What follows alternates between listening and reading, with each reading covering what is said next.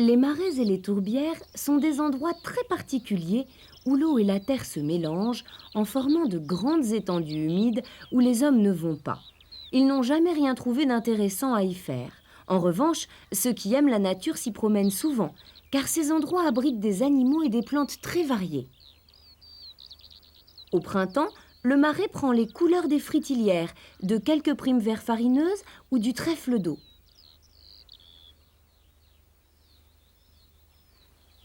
Mais au milieu de celle-ci, nous allons nous intéresser à une plante un peu particulière, aux jolies fleurs mauves et qui a pour nom grassette. La grassette ne pousse que dans les marais. Et tiens-toi bien, elle est carnivore.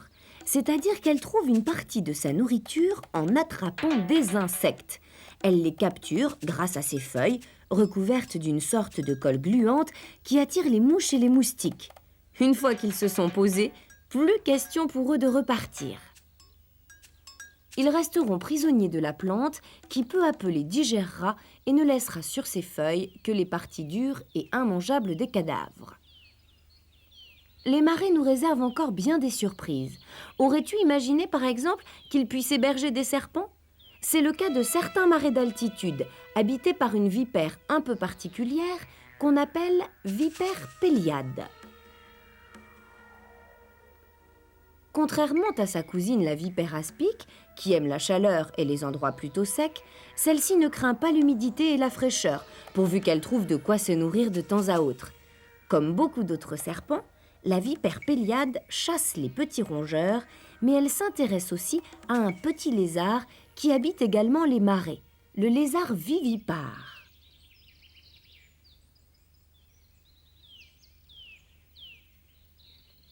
Il est un peu spécial lui aussi.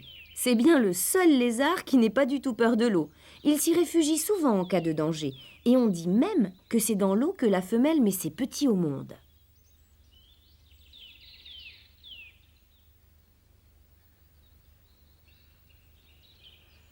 Les marais abritent aussi de nombreux oiseaux, souvent assez discrets, comme celui-ci, le pipi de farlouze.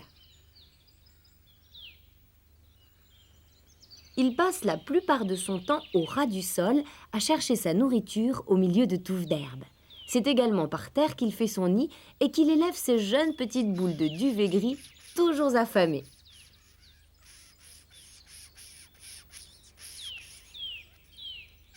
Mais quittons les marais et allons faire un tour pas très loin de là, dans une véritable tourbière.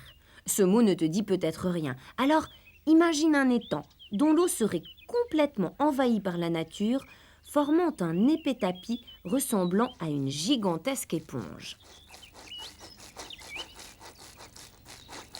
Ce tapis mou est en fait constitué par des mousses qui ne vivent que dans les tourbières et qu'on appelle les sphègnes. Elles gardent à l'intérieur de leurs cellules d'énormes quantités d'eau. Chaque tourbière est un réservoir très utile à la nature en cas de sécheresse.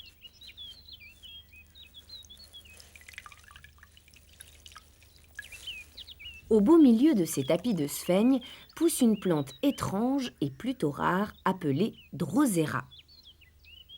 Regarde bien ces feuilles rouges. Elles se terminent par de petits poils très fins qui portent chacun à leur extrémité une gouttelette de liquide brillant et gluant. C'est très joli, mais dis-toi aussi que c'est très dangereux pour certains animaux, car tu as devant toi un piège terrible.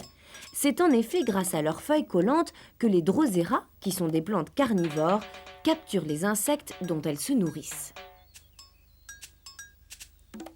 Les tourbières servent aussi de refuge à d'autres plantes, cette fois tout à fait gentilles. À la fin du printemps, apparaissent par exemple les jolis flocons cotonneux de la linaigrette et les minuscules fleurs roses de l'andromède. Toutes ces plantes que nous venons de découvrir supportent le froid et l'humidité des tourbières. Mais le plus étonnant, c'est qu'elle partage ce privilège avec une vipère qui vit à 2 pas de là. Contrairement aux apparences, il s'agit de la même espèce que celle que nous avons vue tout à l'heure, c'est-à-dire la vipère péliade. La seule différence est que celle-ci est totalement noire. Pourquoi ? Eh bien, il semble que cette couleur sombre soit ce qu'on appelle une adaptation, qui permet à la vipère de garder un maximum de chaleur dans son corps. C'est bien pratique quand on vit à 1000 ou 1100 mètres d'altitude dans un endroit aussi froid et humide que le bord d'une tourbière.